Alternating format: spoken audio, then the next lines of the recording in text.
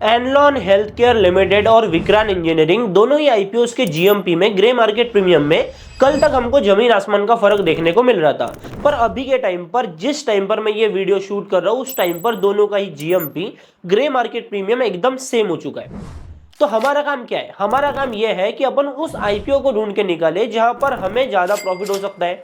वो कैसे पता चलेगा? अपन फंडामेंटल्स को एनालाइज करेंगे, इंडस्ट्री के ट्रैक्शन को देखेंगे, और साथ में हमें ऐसे आईपीओ को भी चूज करना है जिसमें हमारे अलॉटमेंट के चांसेस भी ज्यादा बनेंगे। ठीक है, मतलब हमें विक्रांत इंजीनियरिंग में कल तक जीएमपी लगभग 18-19% का देखने को मिल रहा था, आज आ गया भाई 9% का हो गया। तो आपने 18% जीएमपी देख के अप्लाई करा, तो क्या आपको लिस्टिंग के ऊपर 18% का प्रॉफिट होगा? नहीं। मार्केट कंडीशन कैसी है उसके हिसाब से जीएमपी में फर्क देखने को मिलता है। इसलिए मैं हर बार बोलता हूं कि भाई फंडामेंटल मस्ट है। अपने पास में क्या क्या अभी वो समझते हैं। अपन अभी सेकंड डे के ऊपर है, पहले आप टाइमलाइन को समझो, उसके बाद मैं आपको समझाता हूँ कि अपने पास में क्या क्या है और किन चीजों को हमको समझना है। और इन चीज को आपने समझ लिया ना, तो आगे जब भी आप एनालाइज करोगे किसी भी आईपीओ को, उस टाइम पर ये चीजें आपके काम में आएगी। ठीक है, तो 26 अगस्त को ये जो आईपीओ है, दोनों ही आईपीओ ओपन होते हैं। 27 को छुट्टी है, तो आज 28 तारीख जो कि सेकंड डे है एप्लीकेशन का, 29 तारीख तक। ठीक है, मतलब 29 तक, मतलब कल के डेट तक आज मैं वीडियो बना रहा हूं, तो कल तक हम यहां पर अप्लाई कर सकते हैं। तो 26 से 29 तक ये आईपीओ जो है ओपन हो गए। फाइनली 1 सितंबर को इनका अलॉटमेंट का बेसिस क्लियर होगा दोनों ही आईपीओ में, और 3 तारीख को दोनों ही आईपीओ लिस्ट होने वाले हैं। मतलब जिसके पास में भी पैसा है, अगर वो किसी एक आईपीओ में लगाता है तो उसके अलॉटमेंट के चांसेस अलग बनते हैं, और दूसरे आईपीओ में लगाता है तो अलग बनते हैं। अगर कोई एक ही लॉट लगा सकता है तो पैसे ब्लॉक हो गए डेफिनेटली। तो हमें चॉइस अपना सही करना है।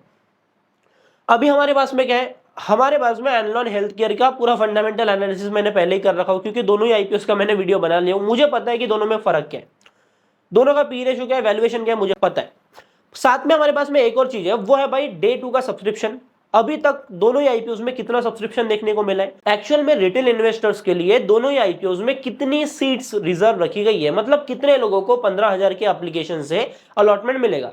तो सीधा अपन समझते हैं, सबसे पहले अपन एनलॉन हेल्थ केयर को समझते हैं। मैं शॉर्ट में आपको बिजनेस समझाता हूं, शॉर्ट में आपको ट्रैक्शन समझाता हूं, शॉर्ट में आपको इशू का यूटिलाइजेशन समझाता हूं। ठीक है, जिससे कि हम टोटल साइज को भी कंपेयर कर सकते। देखो, एनलॉन हेल्थ केयर जो कंपनी है, ये भाई हेल्थ केयर सेक्टर से आती है, फार्मा सेक्टर की कंपनी है।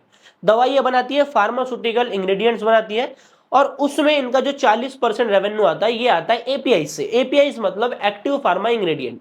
मतलब कुल मिला के जो फंडामेंटल दवाई होती है, जो चीज असर करती है, बुखार पे बोल रहे या फिर कोई भी, मैं इतना पता नहीं अपने को, कोई भी डिसीज के ऊपर कोई भी चीज असर करती है, वो होता है एक्टिव फार्मा इंग्रेडिएंट। अभी जब एपीआई कोई कंपनी बनाती है रिसर्च करके, वो कंपनी एपीआई को बाकी कंपनीज को बेचती है, और वो अपने अपने ब्रांड नेम से, हमें पता है कि भाई जेनरिक मेडिसिन कितने सारी आती है, एक ही दवाई, सेम दवाई होती है, अलग अलग नाम से बिकती है, अलग अलग फॉर्मुलेशन में उसको डाल के बेचा जाता है। तो फंडामेंटल जो फॉर्मुलेशन होता है दवाई का, होता है एपीआई, एक्टिव फार्मा इंग्रेडिएंट। वो बनाने का काम इनका है।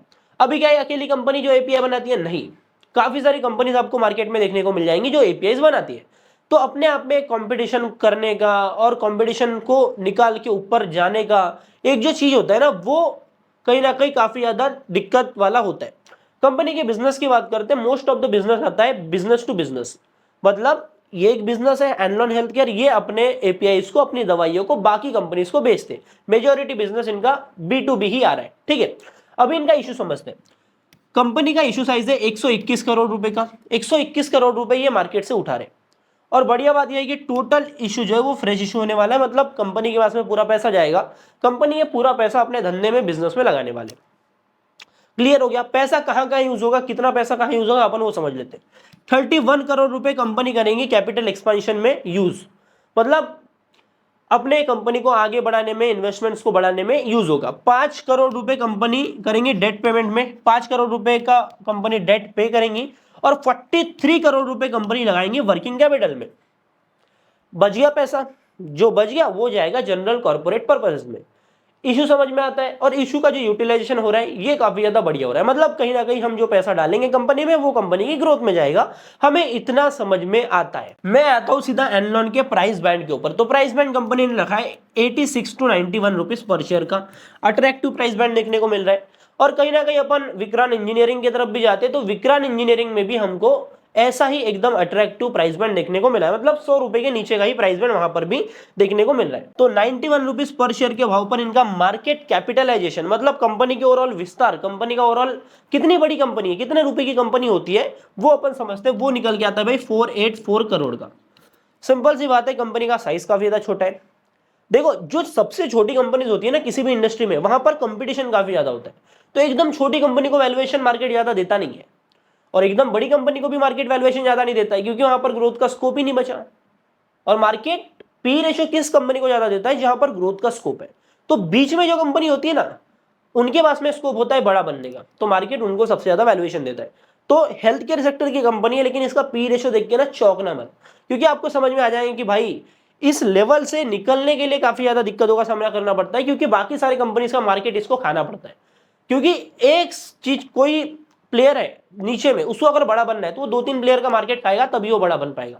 तो ऐसे में मार्केट कहीं ना कहीं इतनी सारी कंपनी है, सभी को वैल्यूएशन बड़ी नहीं दे सकता। तो वही अपन आते प्राइस टू अर्निंग रेशियो। मैं फाइनेंशियल फंडामेंटल्स के ऊपर नहीं जाऊंगा, और इसमें आप इंटरेस्टेड हो ना तो जाओ, एक मैंने वीडियो बना रखा हूं, वो वीडियो देखना, आपको बढ़िया तरीके से समझ में आएगा। मात्र 23 का पी रेशियो हमको यहाँ पर देखने को मिल रहा है। फार्मा सेक्टर की कंपनी है, मैंने आपको एक जस्टिफिकेशन दिया कि पी रेशियो कम है, फिर भी जब हमने वीडियो बनाया था तभी मैंने बोला था कि भाई फार्मा सेक्टर की कंपनी है, छोटी से बड़ी बनी तो तगड़ा प्रॉफिट बना के देगी, और 23 का पी रेशियो अभी भी महंगा नहीं है। और उस टाइम पर गौर करो कि इसका जीएमपी जो था वो मात्र 5% का था, अभी वो बढ़ चुका है। ठीक है, तो ये होता है किसी भी कंपनी के फंडामेंटल्स को, वैल्यूएशंस को समझने का जो चीज है ना, उससे हम पता कर सकते हैं कि भाई आपको जीएमपी कुछ भी दिखा दे, मार्केट में डिमांड नहीं आ रही, क्या इवेंचुअली डिमांड आएगी या नहीं, हमको वो देखने को मिलता है। मैं आपको सीधा समझाता हूं डे 2 का सब्सक्रिप्शन, फिर अपन आते हैं विक्रांत इंजीनियरिंग के ऊपर। तो 8,110 सीट यहां पर रखी गई है रिटेल इन्वेस्टर्स के लिए, मतलब आप समझ लो 15,000 की जो भी एप्लीकेशन लगेगी, लगभग 8,000 लोगों को ही यहां पर अलॉटमेंट मिल रहा है। अभी तक जिस टाइम तक मैं डे 2 के ऊपर वीडियो बना रहा हूं, उस टाइम तक यहां पर 1.40 लाख, मतलब 1,40,000 लोगों ने अप्लाई कर दिया है। 17x का सब्सक्रिप्शन ऑलरेडी पड़ चुका है। तो यही पैरामीटर है अपने पास में जिससे अपन चूज करेंगे, क्योंकि लिस्टिंग गेन के हिसाब से अगर हमको सोचना है तो हमको यही चीज देखना पड़ेगा। ठीक है, आपको लग रहा होगा कि मैं थोड़ा स्लो जा रहा हूं, पर नहीं यार, देखो, जो जिन लोगों को समझ में नहीं आता है, जिन लोगों को इतनी सारी चीजें पता नहीं है, उनको अगर धीरे धीरे जाए ना, उनको एक एक चीज समझाते हुए चले, तो उनको भी समझ में आएगा, ताकि वो भी कहीं ना कहीं आईपीओ मार्केट में आए और आपका सीट खा जाए। मतलब कंपटीशन ही बढ़ रहा है, ज्यादा कुछ नहीं हो रहा है। ठीक है, तो 17 में से एक आदमी को अभी के टाइम पर अलॉटमेंट मिल रहा है। अभी ये तब हुआ जब इसका जीएमपी 5% दिख रहा था, अभी वो 9% आ गया, तो आने वाले टाइम में और भी बढ़ेगा। ठीक है, तो ये एक चीज हमको मन में रख के चलना है, मतलब माइंड में रख के चलना है। ठीक है, अभी अपन आते हैं विक्रांत इंजीनियरिंग के ऊपर, शॉर्ट में इसको समझ लेते हैं और दोनों को फिर कंपाइल करते हैं। ठीक है, टोटल 772 करोड़ रुपए 772 करोड़ रुपए का इनका इशू था। इसमें जो फ्रेश इशू था 721 करोड़ रुपए कंपनी यूज करने वाली, वर्किंग कैपिटल लगेगा भाई, मतलब इंफ्रा के प्रोजेक्ट है, इंफ्रास्ट्रक्चर की कंपनी है, ईपीसी, इंजीनियरिंग, प्रोक्योरमेंट और कंस्ट्रक्शन सेक्टर की कंपनी है, तो पैसा लगता है, समझ रहे हो। पावर ट्रांसमिशन, पावर डिस्ट्रीब्यूशन करने में पैसा लगता है, कैपिटल इंटेंसिव बिजनेस है।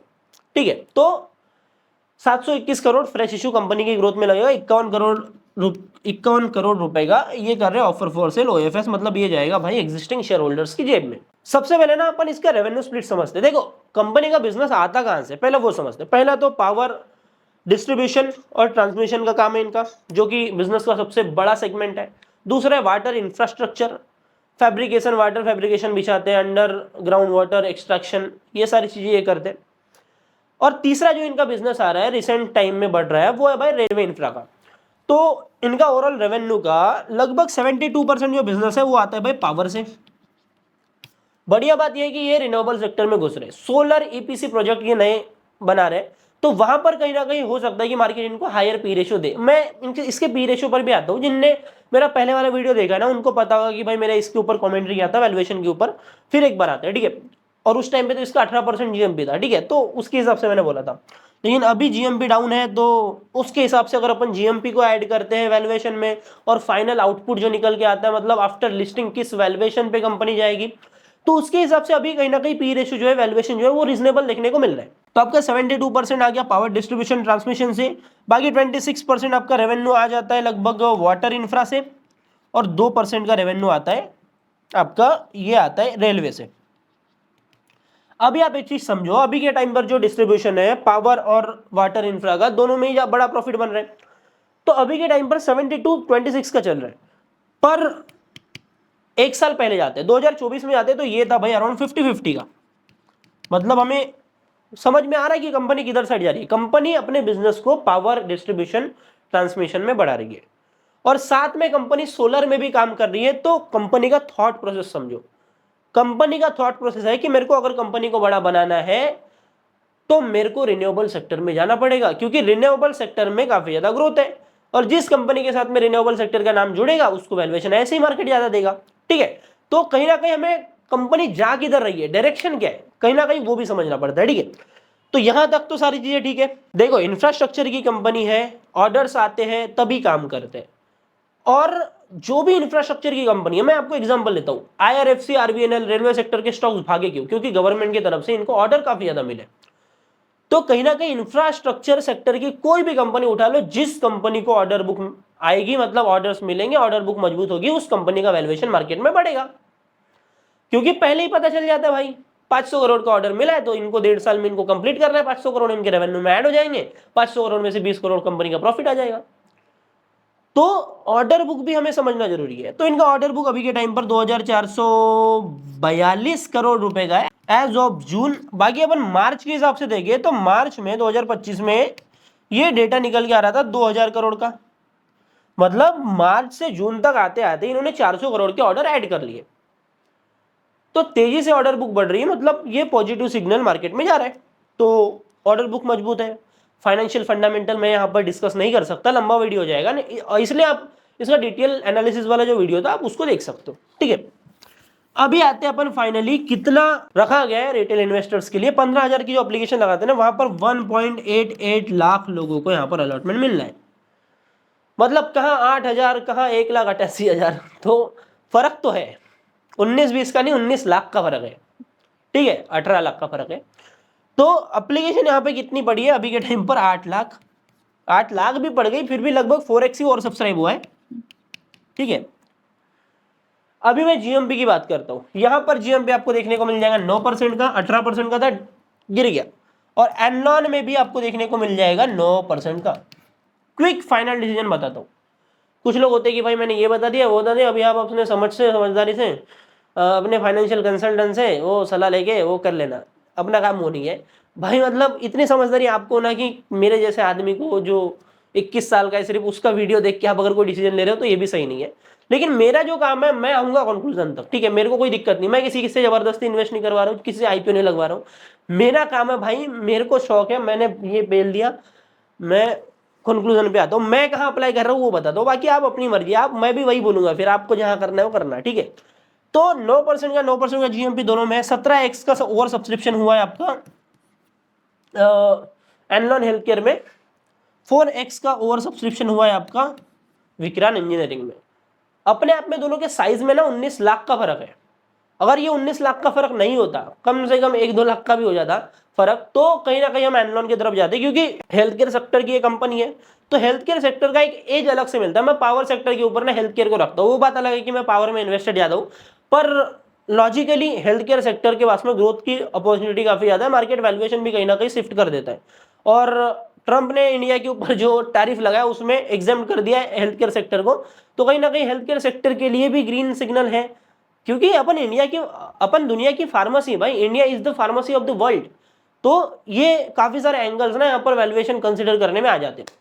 तो कुल मिलाकर मैं तो विक्रांत इंजीनियरिंग के साथ में जा रहा हूँ। बाकी इतना सब करने का मतलब ये था कि भाई दोनों की ही जीएमपी में हमको ड्रास्टिक चेंज देखने को मिला है। एक जो आईपीओ विक्रांत वो 18 से 9 पे आया, और एक 5 से 9 पे आया, तो वीडियो बनाना जरूरी था। आई होप आप समझ रहे होंगे। तो वीडियो को अगर अभी तक आपने लाइक नहीं किया तो लाइक के बटन को दबा दो, प्यारा सा कमेंट कर देना यार, जैसा भी लगता है आपको, ओपिनियन जो भी लगता है मेरे बारे में। ठीक है, बाकी अमंता याद नहीं आ पा रहा है मेरे को, एक हेल्थ केयर सेक्टर की कंपनी का आईपीओ आ रहा है 3 तारीख से आई गेस, तो उसको भी अपन चीरफाड़ करेंगे, एनालाइज करेंगे। ठीक है, तो चैनल को सब्सक्राइब करके बेल आइकन को ऑल पे सेट कर देना। और ये दोनों ही आईपीओ में अगर आप अप्लाई कर दो किसी में भी, अलॉटमेंट स्टेटस जैसे ही क्लियर होता है मैं आपको टेलीग्राम चैनल पे इन्फॉर्म कर दूंगा। तो टेलीग्राम चैनल का लिंक डिस्क्रिप्शन में, जाओ जल्दी ज्वाइन कर लो। बाकी लेटेस्ट अपडेट आईपीओ की वहीं पे मिलती रहती है। बाकी स्कैनिक्स के ऊपर आओगे तो यहाँ पर आईपीओ वाले सेक्शन में आओगे तो यहाँ पर सारी आईपीओ की जो लेटेस्ट चीजें हो रही है ना आईपीओ मार्केट में वो आपको मिल जाएगी। डिस्क्रिप्शन में लिंक डाल देता हूँ। बाकी मैं मिलता हूँ आपसे अगले वीडियो में, तब तक के लिए बाय बाय, टाटा, जय हिंद, जय भारत।